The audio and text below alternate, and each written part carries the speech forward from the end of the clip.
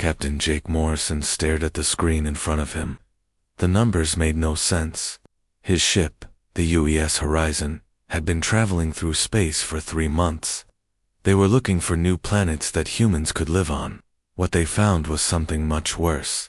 "Captain, you need to see this," said Lisa Grant. She was the ship's tactical officer. Her voice was tight with worry. Jake walked over to her station and looked at her screen. 2 massive fleets of alien ships were fighting each other. The battle was huge. Jake had never seen so many ships in one place. Red laser beams and blue energy blasts filled the space between them. Ships exploded every few seconds.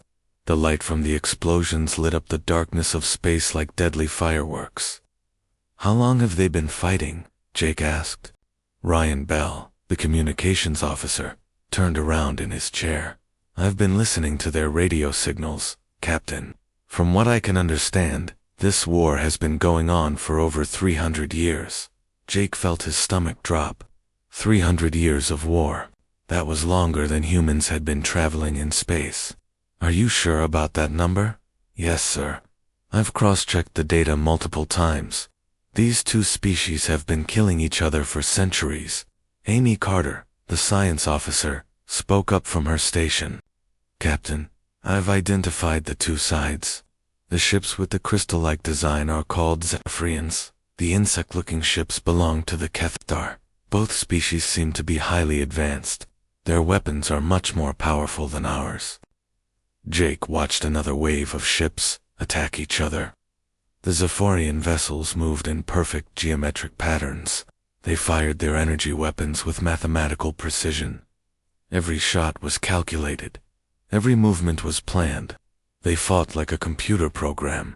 The Kethto ships were different. They moved like a swarm of angry bees. Hundreds of smaller ships would attack together, overwhelming their enemies with pure numbers. When one ship was destroyed, 2 more would take its place. They seemed to have no fear of death. "Look at that," Lisa said, pointing at her screen. "The Zephyrians just destroyed an entire Kethta squadron. But see there, the Kethta are already sending 3 new squadrons to replace them." Jake shook his head. "This is insane. Why are they still fighting after all this time? Someone should have won by now." Amy pulled up more data on her screen. "Captain, I think I know why this war has lasted so long. Both sides are perfectly matched. The Zephyrians have better technology and superior tactics, but the Kethter have more ships and faster reproduction rates. Every time one side gains an advantage, the other side adapts to balance it out. It's like watching 2 chess masters play the same game forever," Ryan added. "Neither one can checkmate the other." Jake ordered his crew to move the ship to a safer distance. They were too close to the battle. If either side noticed them, they would probably shoot first and ask questions later. The Horizon was an exploration ship, not a warship. They had some weapons, but nothing compared to what these aliens had. "Captain, I'm detecting something else," Amy said. Her voice was grim. "There are dead planets in this system. Planets that used to have life on them. The radiation readings suggest they were destroyed by weapons." "How many planets?" Jake asked, though he was not sure he wanted to know the answer. 7 planets in this system alone. All of them are lifeless now. And Captain, I'm picking up similar readings from nearby star systems. This war has killed entire worlds." Lisa looked up from her station. "Captain, both fleets are repositioning. It looks like they're preparing for another major battle." Jake watched as thousands of ships moved into new formations. The Zephyrians formed a perfect triangle pattern. Each ship knew exactly where to go. Their movements were smooth and efficient. The Kethto ships gathered into a massive cloud. They looked chaotic, but Jake could see there was a pattern to their madness. They've done this before, he realized. Many times. This is just another day for them. The battle began again. Bright flashes of light filled the space between the 2 fleets. Jake counted dozens of explosions in the first minute alone. Each explosion meant a ship was destroyed. Each ship probably had hundreds of crew members inside. "Captain, I'm getting some of their communications," Ryan said. "The translation software is working on it, but I can already tell these aren't surrender demands or peace offers. They're just tactical commands. Move here, shoot there, die with honor." "Die with honor," Jake repeated. "Yes, sir." Both sides seem to consider dying in battle to be a good thing. They're not fighting to survive. They're fighting because fighting is what they do. Amy's screen showed more data about the surrounding space. "Captain, there are supply stations throughout this sector. Both sides have built massive factories to produce ships and weapons. This isn't just a war. It's an industry. They've built their entire civilizations around fighting each other." Jake felt sick. He had heard about wars on Earth that lasted decades. But those wars eventually ended. Someone won, or both sides got tired of fighting, or they ran out of resources. This was different. These aliens had turned war into a way of life. "How many people have died in this war?" he asked quietly. Amy worked on her calculations, based on the size of the fleets and the length of the conflict.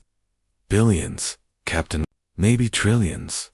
Entire generations have been born, lived, and died without ever knowing peace." The horizon sensors picked up another massive explosion. A Zephyrian battleship, larger than anything humans had ever built, broke apart in a shower of crystal fragments. But even as it died, its weapons kept firing until the very last second. "They don't even surrender," Lisa observed. "I've been watching for an hour, and not a single ship from either side has tried to retreat or surrender. They fight until they're destroyed." Jake made a decision. "Ryan, record everything. Amy, get as much data as you can about both species. Lisa, keep our weapons ready, but don't target anyone unless they shoot at us first." "What are we going to do, Captain?" Lisa asked. Jake looked at the screen, showing the endless battle. Ships were dying by the dozens, but both fleets kept fighting. Neither side showed any sign of stopping. "I don't know yet, but we can't just fly away and pretend we never saw this. Someone needs to know that there's a war out here that's been going on longer than human civilization. Someone needs to know that entire worlds have died because these two species can't stop killing each other." Another explosion lit up the screen. Another ship full of living beings was gone forever. The war continued, just as it had for 3 centuries, just as it would for 3 centuries more. Unless something changed. Jake Morrison did not know it yet, but his ship and his crew were about to become that something. 3 days had passed since the Horizon first discovered the alien war. Captain Jake Morrison had ordered his crew to stay hidden behind a large asteroid while they studied the fighting. But hiding was about to become impossible. "Captain, we have a problem," Ryan Bell said from his communication station. His face was pale. "Both alien fleets are changing course. They're moving toward our position." Jake felt his heart skip a beat. "Are you sure?" "Yes, sir. The Zephyrian fleet is coming from the north. The Kethtor swarm is approaching from the south. We're right in the middle." Lisa Grant checked her tactical display. "Captain, I think they detected us. Our engines must have given off some kind of signal when we moved behind this asteroid." Amy Carter was working frantically at her science station. "Captain, I'm picking up communication signals from both fleets. The translation software is still working on it, but it doesn't look good." "What are they saying?" Jake asked. "The think we're a new type of Kethtor ship. The Kethtor think we're working with the Zephyrians. Both sides are demanding that we surrender immediately." Jake looked at the main screen. 2 massive alien fleets were closing in on his small exploration ship. The Horizon had some weapons, but they were designed to clear asteroids and defend against pirates. They would be useless against these warships. "How long before they reach us?" he asked. 10 minutes for the Zephyrians, 12 minutes for the Kethtor," Lisa replied. Jake's mind raced. They could try to run, but both alien fleets were faster than the Horizon. They could try to fight, but that would be suicide. They could try to surrender, but both sides thought they were working for the enemy. "Captain, incoming message from the Zephyrian fleet," Ryan announced. "Put it on screen." The image that appeared made Jake step backward. The alien looked like it was made of living crystal. Its face was angular and sharp. When it spoke, its voice sounded like wind chimes in a storm. "Unknown vessel. You will surrender immediately. You are clearly a Kethta spy ship using deception technology. Prepare to be boarded."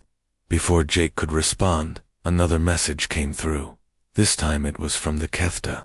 The alien on the screen looked like a giant insect. Its compound eyes reflected the light like black mirrors. When it spoke, its voice buzzed like 1,000 bees. "Zephyrian scum, your new ship design will not save you. Surrender now, and we will make your death quick." "Captain, both fleets are powering up their weapons," Lisa reported. "They're going to shoot at us." Jake made a decision that surprised everyone, including himself. "Nick, take us straight toward the battle zone. Full speed." Nick Hayes, the ship's pilot, turned around in his chair. "Captain, did you say toward the battle zone?" "That's right. Fly us right between both fleets." "Sir, that's suicide," Lisa protested. "Maybe, but it's better than sitting here waiting to die. Nick, do it now." The horizon shot forward like a bullet. Jake watched as both alien fleets opened fire. Red energy beams from the Zephyrians and green plasma bolts from the Kethtor filled the space around his ship. "They're shooting at us," Amy yelled. "No," Jake said, watching the tactical display. "They're shooting where they think we're going to be, but we're not following their rules." Nick was flying the ship like he was drunk. He twisted and turned in patterns that made no sense. When the Zephyrians fired at where they thought the horizon would be, Nick had already changed direction. When the Kethtor aimed their weapons, the ship was somewhere else entirely. "This is crazy," Nick said, but he was grinning. "I've never flown like this before." "Keep it up," Jake told him. "Don't follow any pattern. Don't be predictable." The amazing thing was, it was working. The alien weapons were so powerful that, when they missed the horizon, they hit each other instead. Every shot the Zephyrians fired at the human ship was hitting Kethtor vessels. Every plasma bolt from the Kethtor was destroying Zephyrian fighters. "Captain, look at this," Amy said. "The aliens are getting confused. They've never seen anything fly like we're flying. Their targeting computers can't lock onto us." Lisa was watching her tactical screen with wide eyes.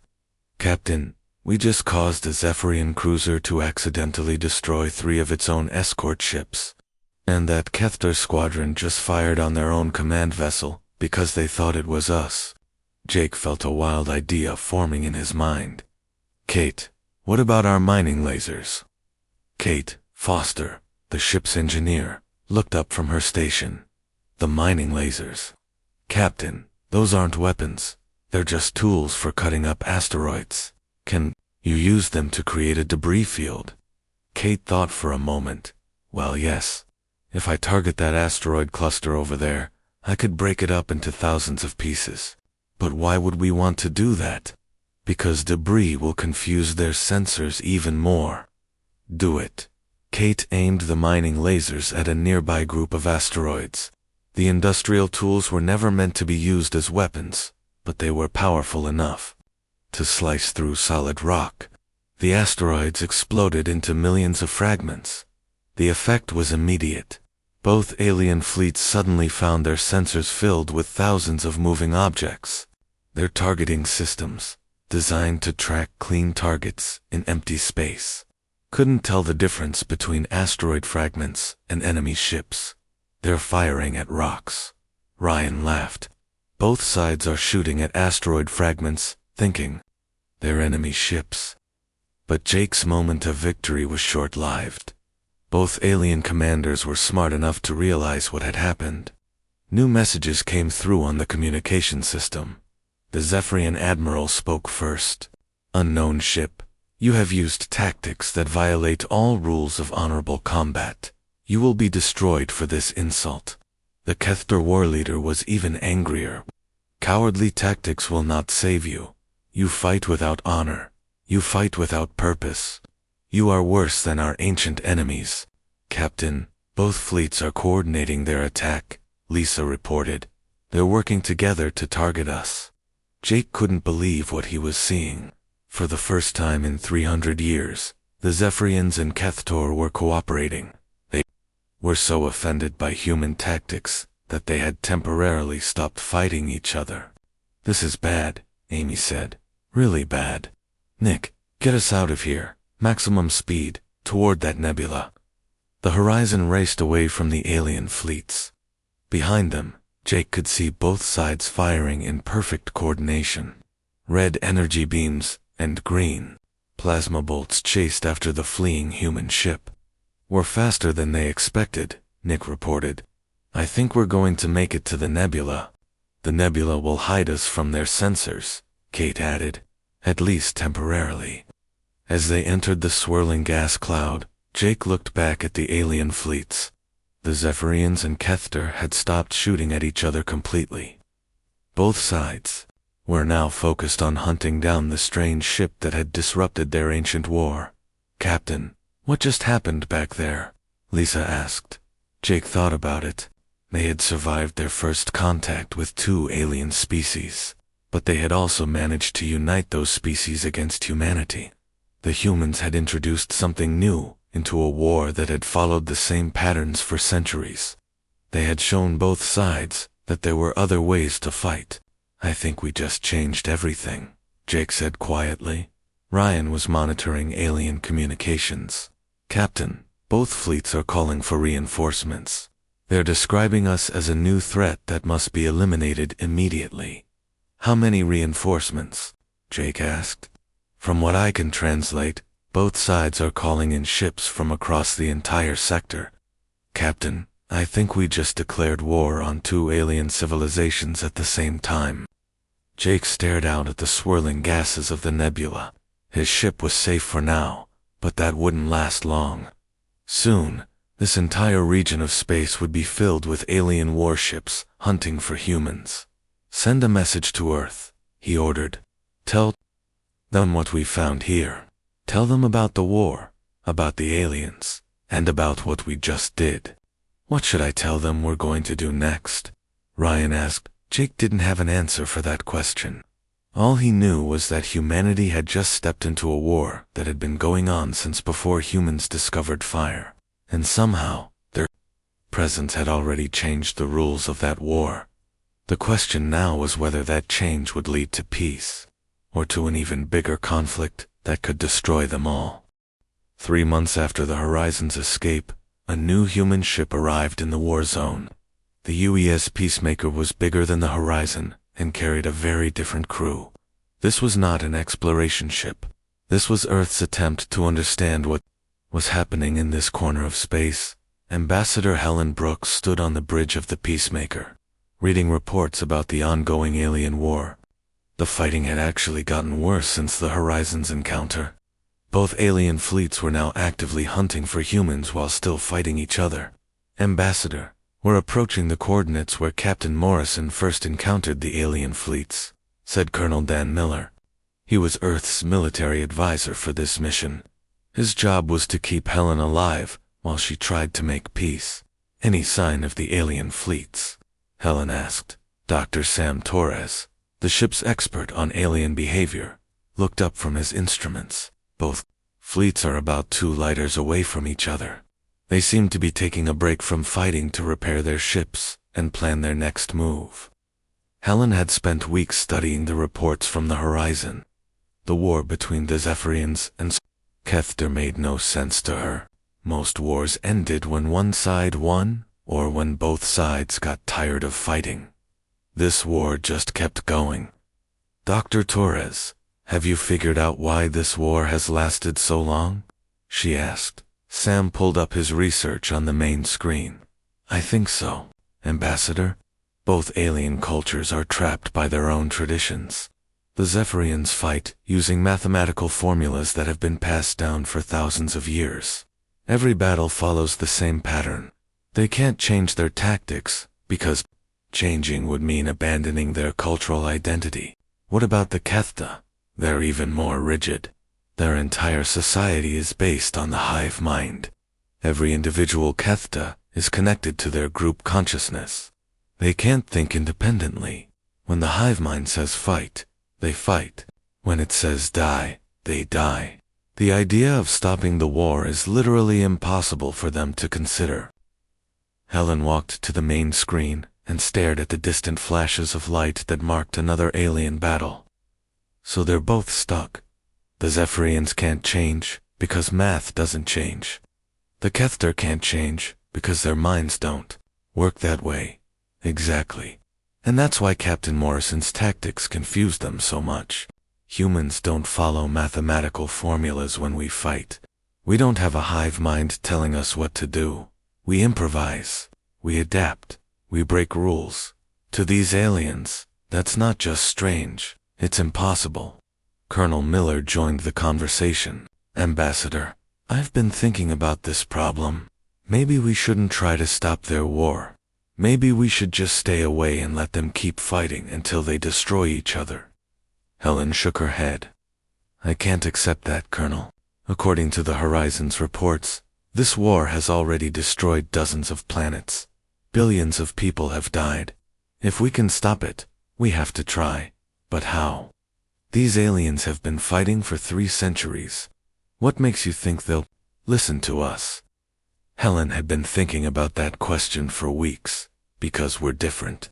We're the variable that doesn't fit their equations. Maybe that's exactly what they need.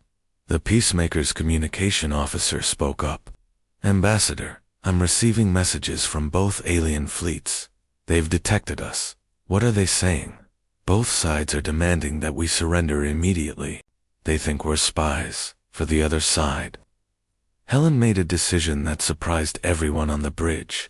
Open a channel to both fleets. I want to talk to their commanders. Ambassador, that's dangerous, Colonel Miller warned. They might just start shooting. They're going to start shooting anyway. At least this way, I might be able to say something first. The main screen split into 2 images. On the left was a Zephyrian admiral. Its crystal body reflected the light from its ship's bridge in beautiful patterns. On the right was a Keith, war leader. Its insect features were hard to read, but Helen could sense its anger.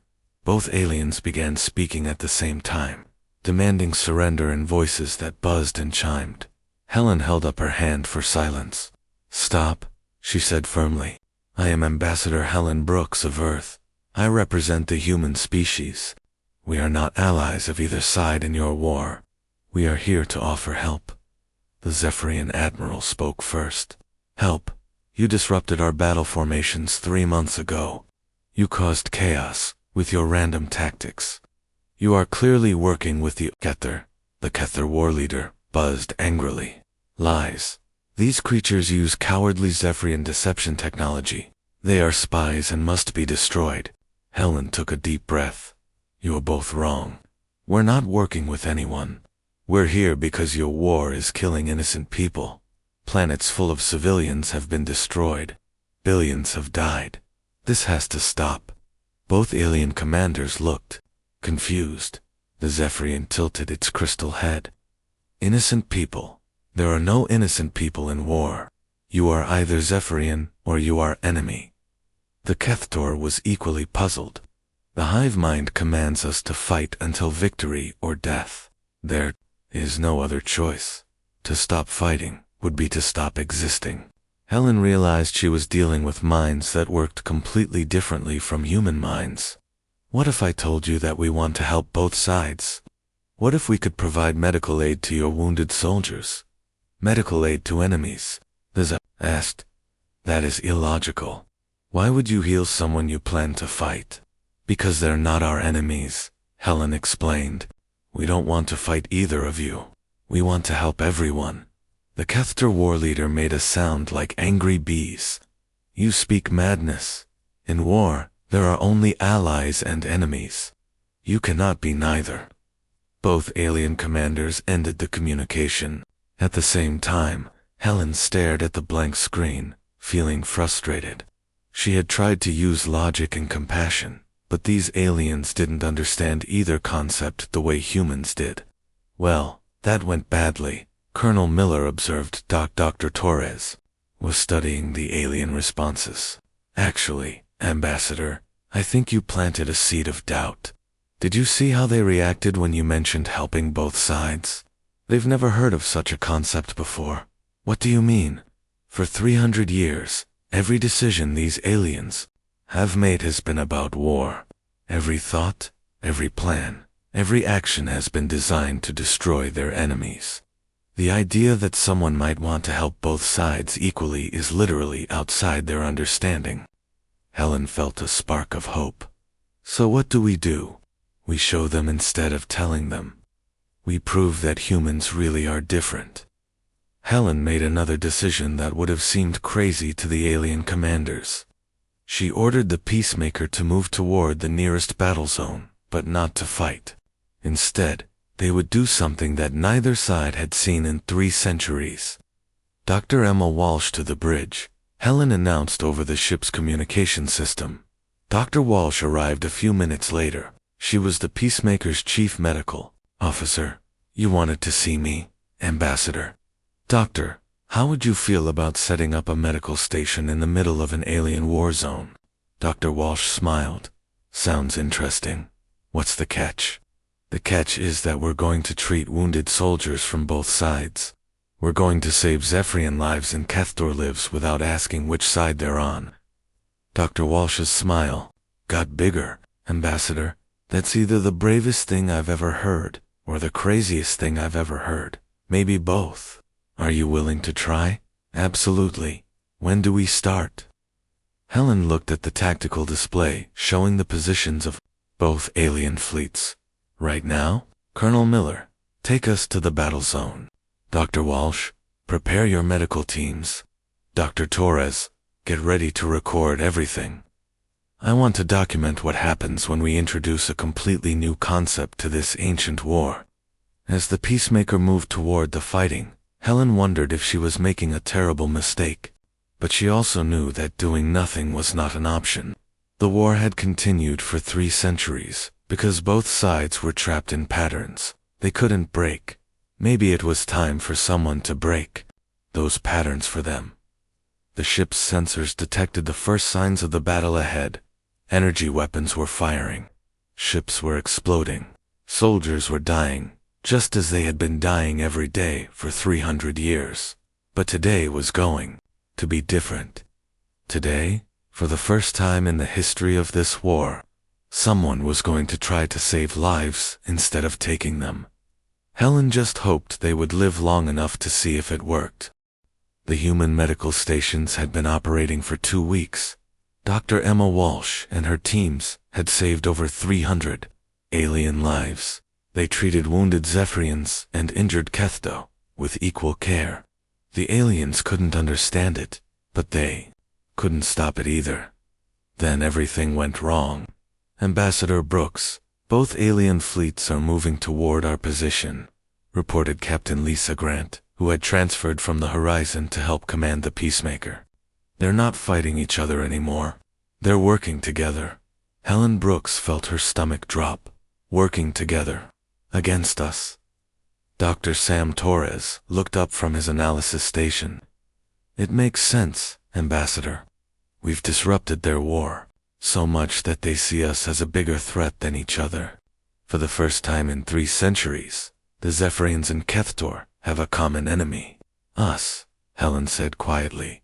Colonel Dan Miller was studying the tactical display. Ambassador, we need to evacuate the medical stations immediately. Both fleets are bringing their full military power to bear on our positions. Helen looked at the medical reports. Human doctors were still operating on alien patients. Zephyrian soldiers and Kethtor warriors were lying side by side in the same medical bay, being treated by the same human staff. Dr. Walsh, how many patients do we have right now? Dr. Walsh's voice came through the communication system. 47, Ambassador. Most of them are in critical condition. We can't move them without killing them. And how long before the alien fleets reach us? Captain Grant checked her instruments. 6 hours, Ambassador. Helen faced an impossible choice. If they stayed to finish treating the wounded aliens, the combined fleets would destroy them. If they left, 47 patients would die. There's a third option, said a new voice. General Alex Stone had just arrived on the bridge. He was Earth's senior military commander, sent to take charge if the situation became a war. We fight. General, with respect, we can't win against both alien fleets, Colonel Miller pointed out. General Stone smiled. We can't win using their rules, but we don't have to use their rules.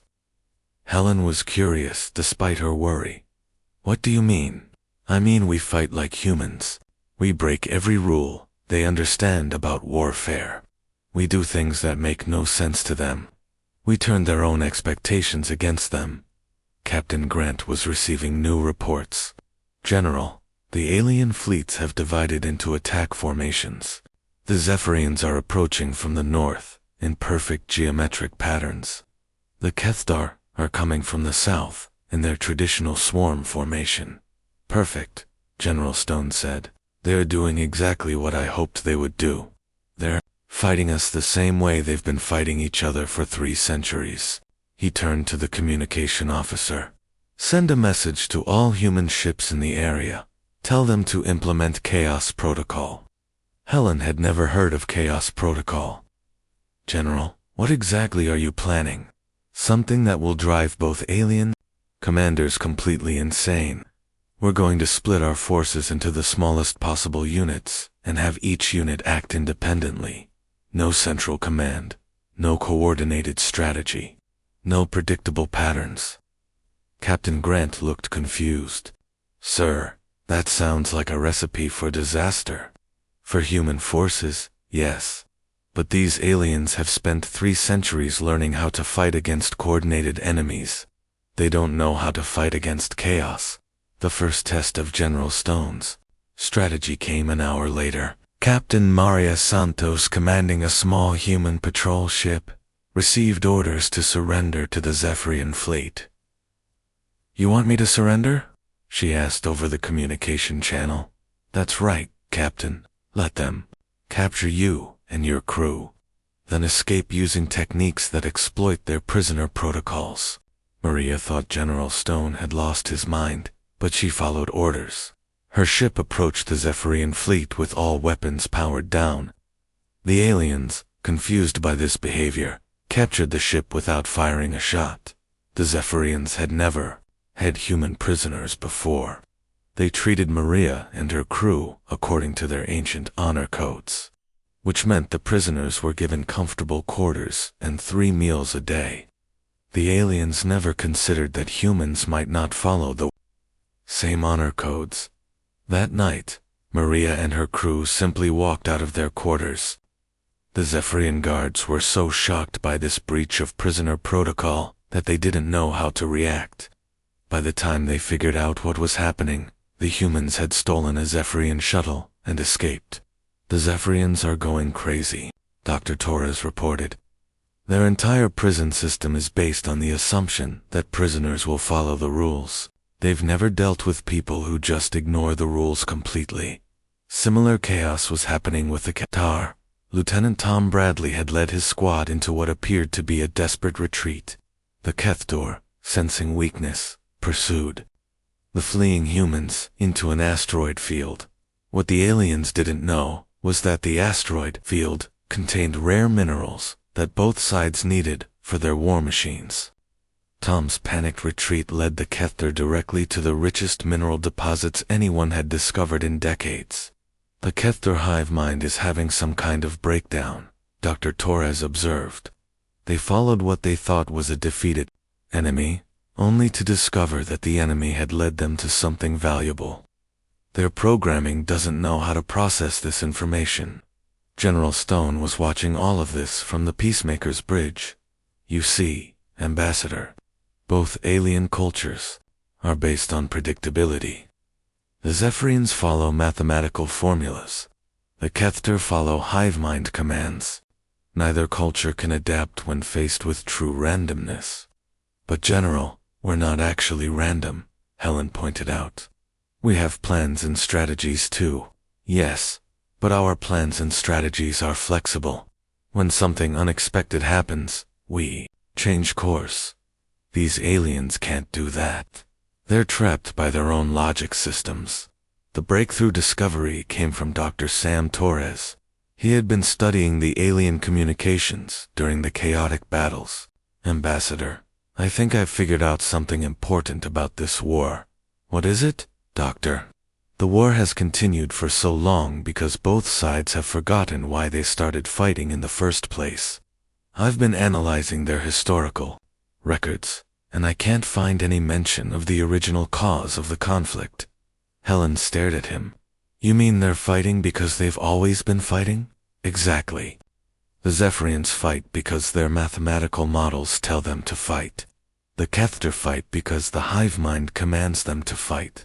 But neither side remembers what they're actually fighting about. Colonel Miller joined the conversation. That's insane. You mean this entire war? All these deaths, all these destroyed planets, it's all for nothing. Not for nothing, Dr. Torres corrected. It's for tradition. It's for cultural identity. The war has become so central to both civilizations that they can't imagine existing without it. General Stone nodded slowly. That explains why our chaotic tactics are so effective. We're not just disrupting their battle plans.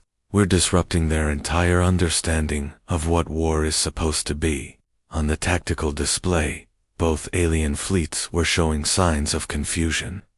Zephyrian ships were breaking formation for the first time in centuries.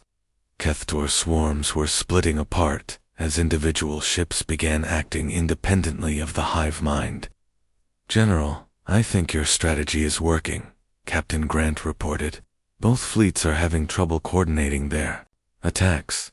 Some of their ships are even firing on their own allies by mistake. Good.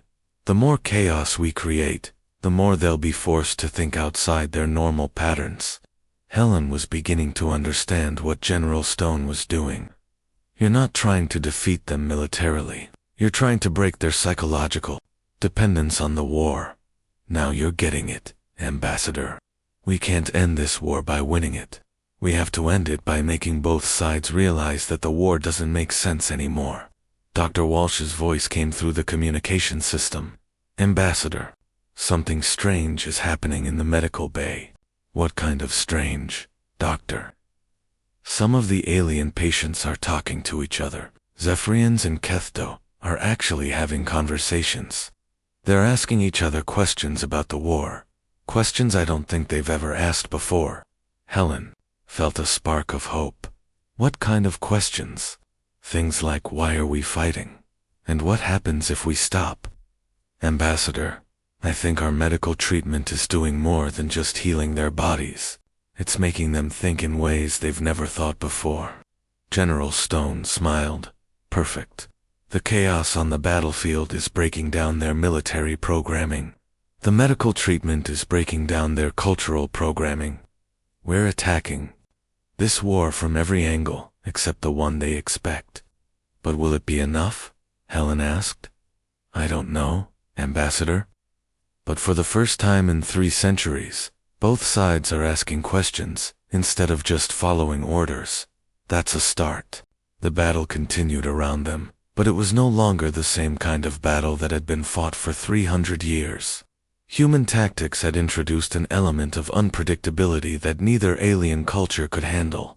The ancient patterns were breaking down. The question now was whether the breakdown would lead to peace or to something even more dangerous.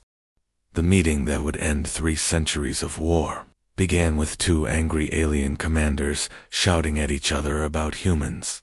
Admiral Zixai of the Zephyrian fleet and Warprime Kethmoran of the Kethtor swarm had agreed to meet aboard the neutral human ship, Peacemaker. Neither commander trusted the other, but both were frustrated beyond belief by human tactics. These creatures fight without logic, Admiral ZXI complained to Warprime Kethmoran. Its crystal body flickered with angry red light. They break every rule of proper warfare. They surrender and then escape. They retreat and lead us into traps.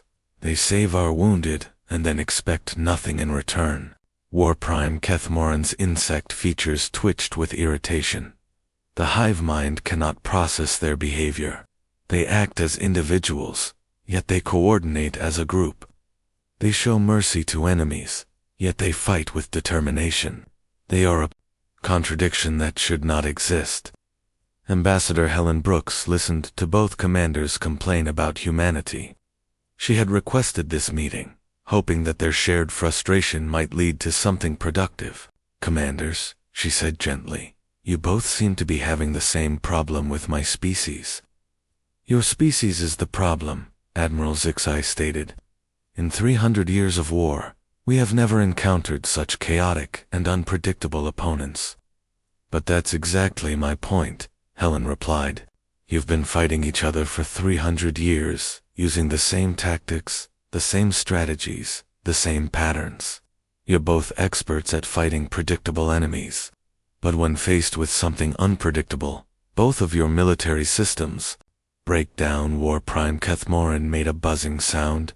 "You speak as if this is a weakness, isn't it? Your war has lasted for 3 centuries because both sides know exactly what the other side will do. You're perfectly matched because you're perfectly predictable." Admiral Zixai's crystal body dimmed as it considered this statement. "Our tactics are based on mathematical precision. Mathematics does not change. And our strategies come from the collective wisdom of the hive mind," War Prime Kethmoran added. "The hive mind has accumulated 3 centuries of battle experience." Helen saw her opening. But what if all that experience is based on fighting the same enemy the same way?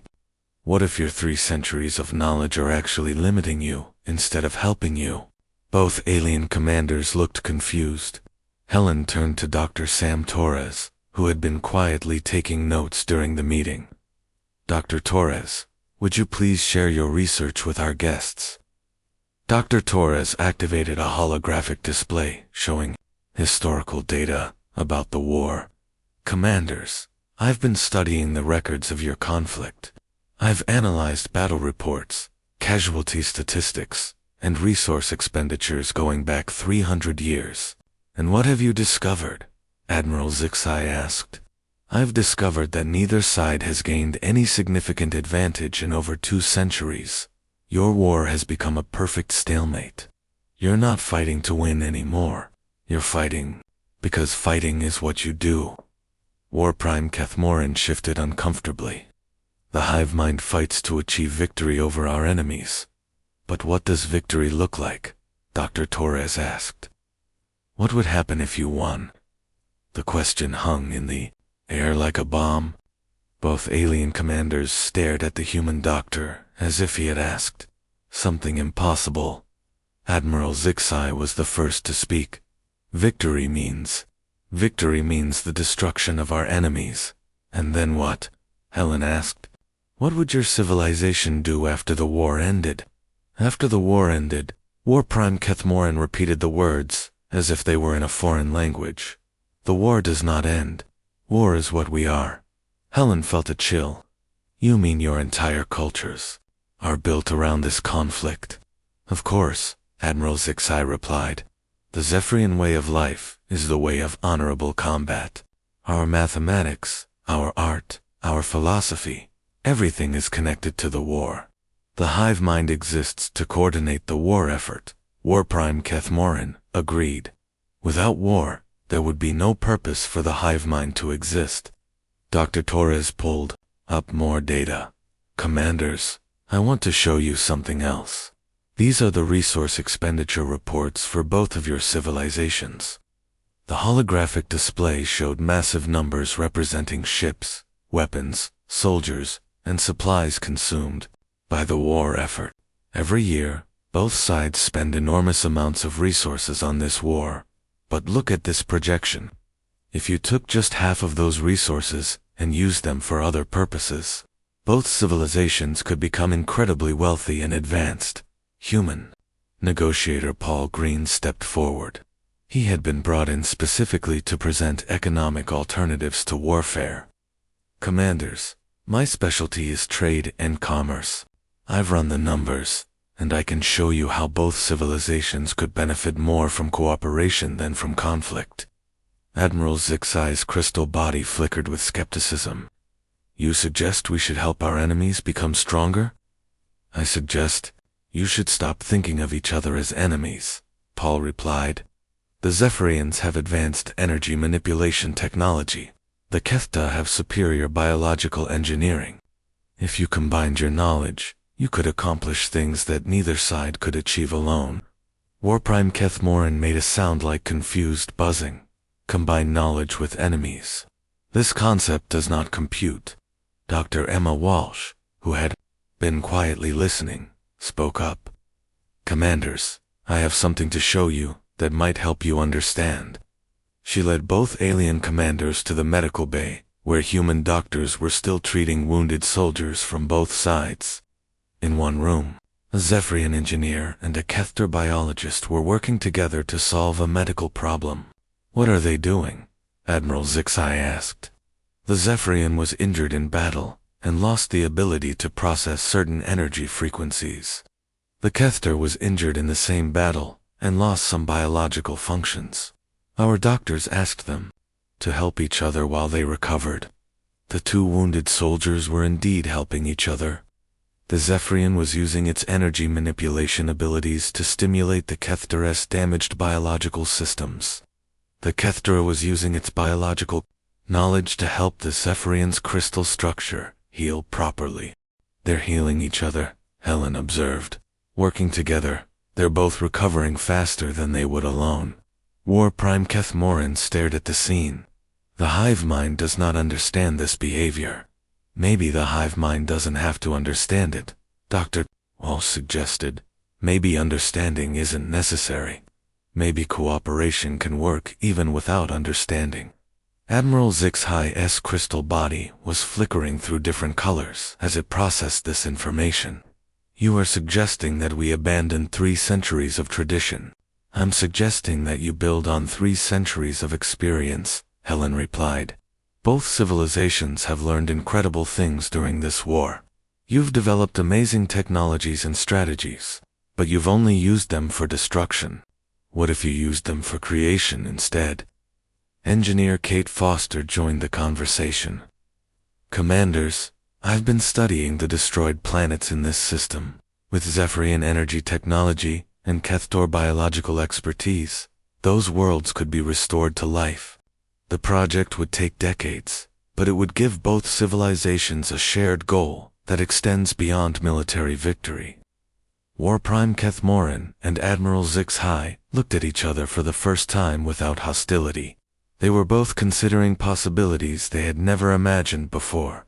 The mathematical implications are interesting, Admiral Zixai admitted. The hive mind is curious about this concept, Warprime Kethmoran said slowly. Helen felt hope growing in her chest. Commanders, what if we started small? What if we tried a limited cooperation on one small project? If it works, we could expand it. If it doesn't work, you could always go back to war. Admiral Zixai and Warprime Kethmoran spent the next hour asking questions that neither had ever asked before. Questions about trade, about technology sharing, about what their civilizations might accomplish if they stopped trying to destroy each other. The formal peace treaty was signed 3 days later. The Andromeda Accords established humanity as the mediating species for future disputes between the Zephyrians and Kethter, not because humans were the strongest, but because they were the only ones who could think outside the patterns that had trapped both civilizations. Captain Jake Morrison, now promoted to admiral, stood on the bridge of his new ship, watching something he never thought he would see. Zephyrian and Kethtor ships were working together to clear debris from an old battlefield. They were preparing the area for the first joint terraforming project. Admiral, you look thoughtful, said his old tactical officer Lisa Grant. I was just thinking about how this all started, Jake replied. We came out here looking for new planets to colonize. Instead, we found a war that had been going on since before humans learned to write. And now, Jake smiled as he watched alien children from both species playing together in the ruins of former military bases. Human engineers and alien scientists were working side by side to rebuild what had been destroyed. Now we've learned something important about humanity, he said. Our greatest strength isn't our technology or our weapons. It's our ability to see solutions that others can't see. We ended a 300-year war, not by winning it, but by refusing to accept that it was unwinnable. The endless war was over, not because one side had defeated the other, but because both sides had discovered there were better things to do than fight. The Zephyrians in Kefta would spend the next century rebuilding what they had destroyed, guided by humans who had shown them that some patterns were meant to be broken. In the end, humanity had done something that neither alien civilization thought was possible.